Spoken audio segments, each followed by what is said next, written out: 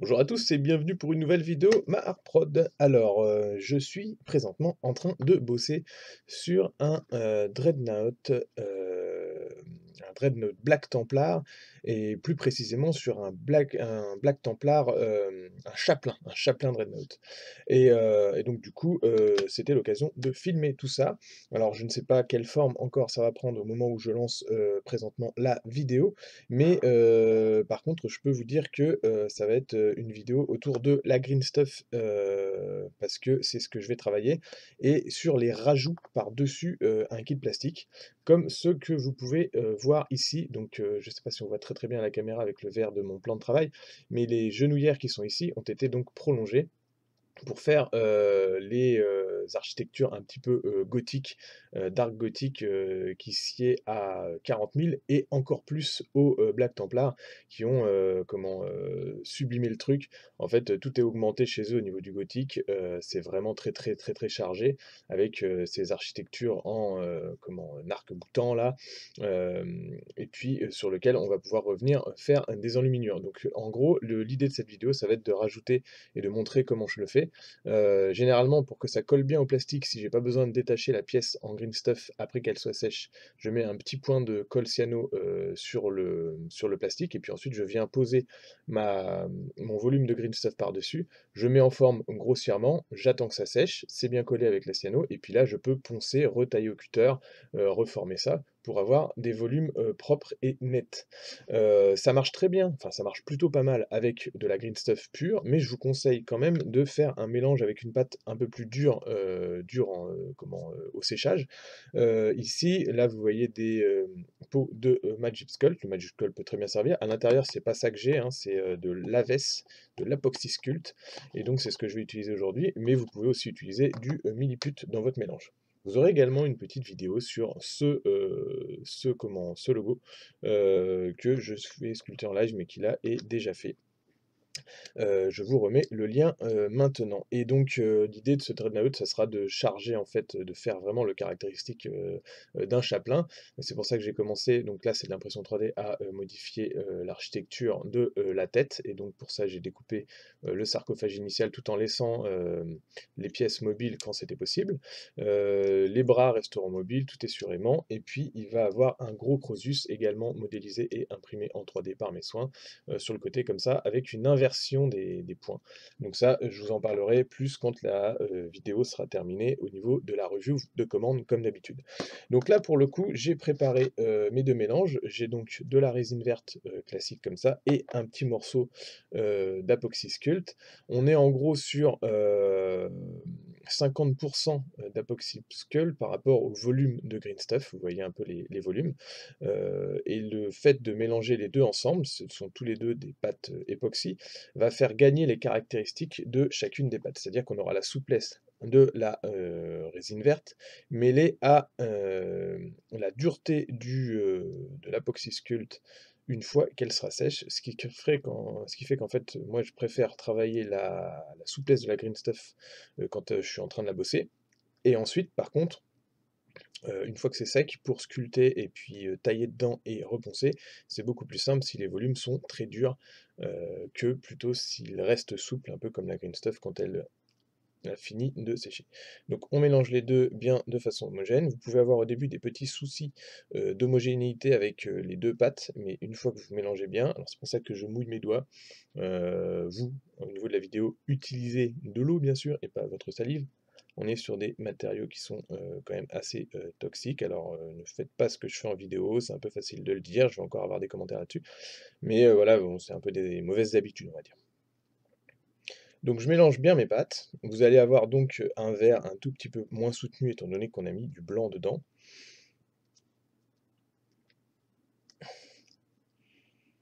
Ça renforce les pouces. Et puis après, bah, je vais poser mes volumes assez grossièrement, là où je veux. L'idée, c'est qu'en fait, je refasse des architectures gothiques, en arc brisé là, comme vous avez vu sur les genouillères, au niveau de la carlingue du dreadnought et un peu partout également sur les armes et tout ça. Donc pour ça, je vais pas utiliser forcément de colle au début pour fixer mes volumes, parce que je peux avoir besoin de décoller ces volumes de résine verte pour pouvoir les retailler à côté. Et normalement, le mélange collera suffisamment. Puis si jamais il se détache, c'est là que je me remettrai un petit bout de colle au final. Donc là, je vais refaire des architectures au niveau du derrière comme ça, et puis au niveau des flancs ici. Alors bien sûr, là je le fais à la résine verte, mais ça pourrait être des structures qui sont créées à partir de PVC expansé. Si vous préférez bosser au PVC expansé, allez-y. Moi je trouve que la sculpture épouse mieux les formes si on fait ça directement avec une pâte de sculpture. Et en plus, si vous utilisez du PVC expansé, alors oui, vous allez peut-être aller plus vite dans les premières étapes, mais vous aurez beaucoup de raccords à faire ensuite derrière. Et ça sera des raccords à faire à la pâte, donc finalement, je préfère le faire directement. Donc là, vous voyez, je pose une goutte dessus. On a un petit peu le volume en arc-boutant qui commence à se dessiner, mais je laisse ça grossir et c'est après que je vais venir araser et sculpter ce que j'ai besoin, une fois que le volume sera sec. Là, j'ai séparé mes deux gouttes en deux parties égales. Une première goutte en deux parties égales, comme ça je sais que j'ai à peu près le même volume. Alors on n'est pas non plus au millimètre près, hein, puisque de toute façon ça sera retaillé derrière, mais autant être assez précis depuis le début en posant les deux masses.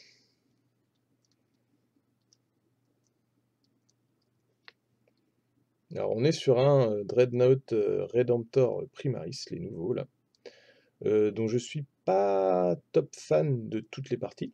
Déjà je trouve que le buste a perdu de sa justesse au niveau du... On n'est plus sur un Dreadnought en fait.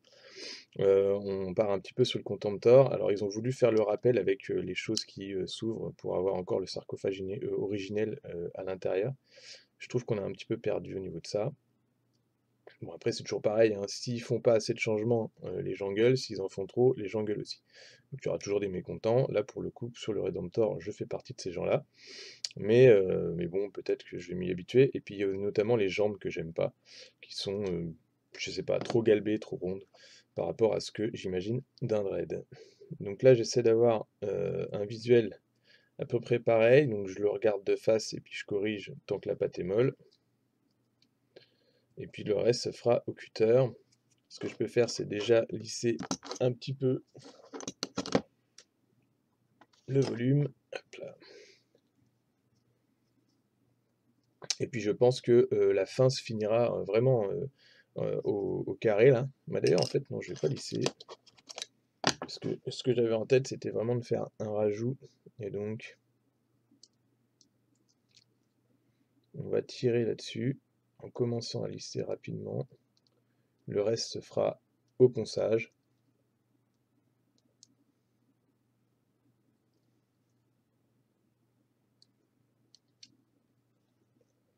Et à l'arrière, je verrai comment ça va tomber. Mais on peut faire... Alors c'est pareil, hein, c'est des choses qui se font en plusieurs fois, parce que là au début je vais faire un volume, par-dessus je vais certainement resculpter des détails, et par-dessus encore je vais certainement faire des enluminures qui finiront les volumes de sculpture. Tout ça, ça pourrait se faire dans le frais si vous étiez sur une sculpture complète sans base, avec une pâte à cuire au four. Vous pouvez, ici je suis obligé de travailler en plusieurs étapes, parce que bien sûr je ne peux pas passer le kit plastique au four, donc du coup je préfère travailler en plusieurs steps, en fait, plusieurs étapes, pour pouvoir bien maîtriser les phases de fabrication du décor. Donc voilà, vous voyez, je rectifie, on va dire, un petit peu ce que j'ai posé à la main, mais tout en restant dans le grossier, puisque tout viendra vraiment se caler une fois que ça sera sec. Là, j'essaie d'être relativement symétrique.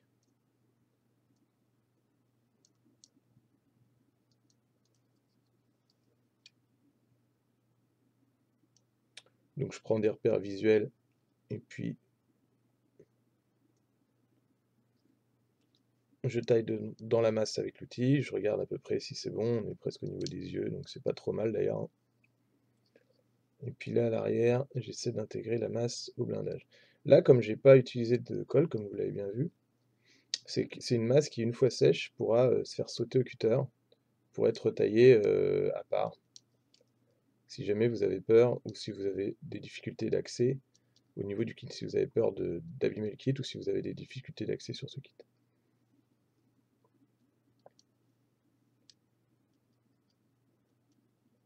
Tout ça, c'est des choses, c'est des étapes qu'il faut un petit peu penser en amont, savoir comment vous allez créer le truc. Ça vient avec l'expérience. Moi, je me pose beaucoup de questions quand je suis au montage de la figurine. Parfois, je fais des plans, et puis parfois, je liste aussi mes étapes pour éviter d'oublier quelque chose.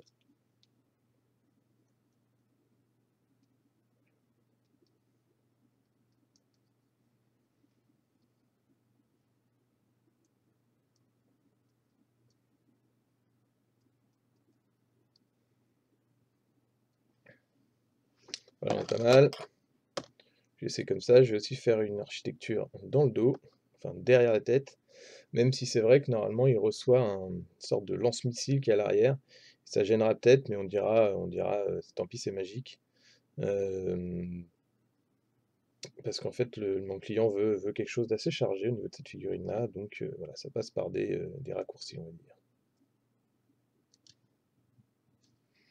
Donc l'idée, c'est de faire un peu une cathédrale sur pattes.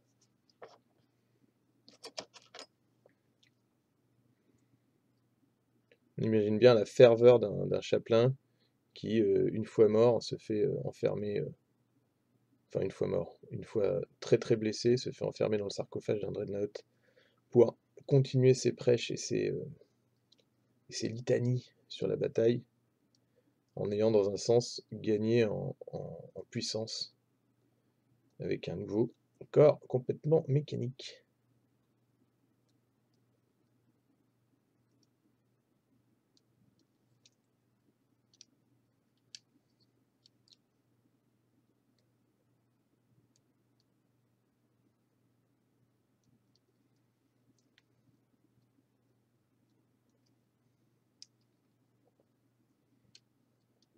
Alors à ce stade-là, je pose juste des masses. Je ne sais pas si quel décor je vais encore faire à l'intérieur. À mon avis, il va quand même y avoir beaucoup de crânes, et puis des insignes Black Templar, bien sûr. Mais peut-être que je vais pouvoir évider les choses si mes volumes sont assez propres. Donc, par exemple, on pourrait imaginer qu'il a cette architecture gothique juste au-dessus de la tête, mais qu'elle est creuse, enfin évidée, et que du coup les missiles peuvent passer à travers, peut-être. C'est des espèces de micro-missiles. Il a un lanceur dans le dos, ça ressemble plus à des flares, enfin comment on appelle ça, à des contre-mesures, qu'à vraiment des petits missiles. Enfin, quoique vu la taille d'un bolt et la taille des missiles à l'arrière, on doit quand même arriver à un gros truc à l'échelle d'un Space Marine et d'un humain.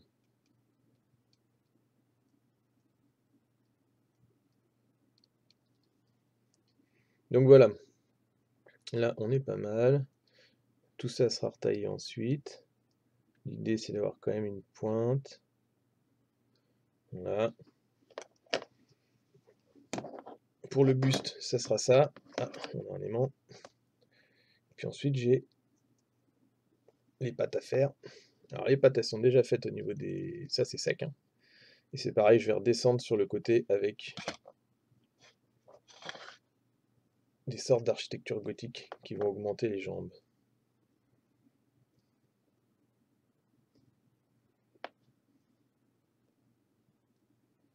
Donc toujours essayer de faire des masses relativement égales entre vos doigts. Si vous avez la même masse de résine qui est posée, vous avez peu de chances de vous tromper et de faire quelque chose de peu cohérent ou de peu comment harmonieux. Donc je fais une goutte parce que l'architecture en pointe s'y est bien à la goutte. Et je vais le poser sur ce galbe là que j'aime pas donc et qui va permettre de faire quelque chose de plus gothique, un peu comme des créneaux orientés vers le bas. Là ça va aller plus vite parce que du coup je veux vraiment attendre que ça sèche pour retailler dans la masse, et je ne colle pas le volume pour pouvoir le décoller.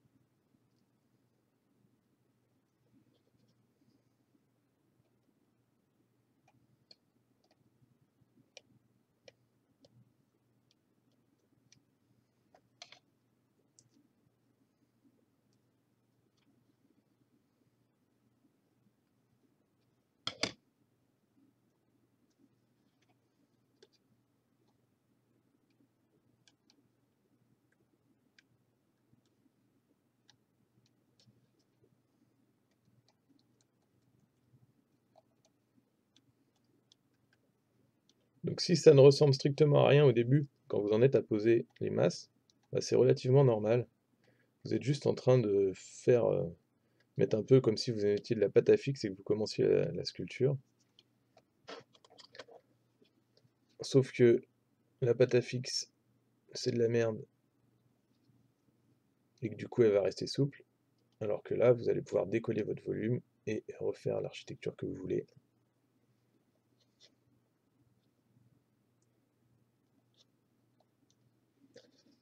Alors, hop, bon, vous avez compris le principe, maintenant on va passer au côté sec de la chose. Donc du coup, hop, magie de la vidéo.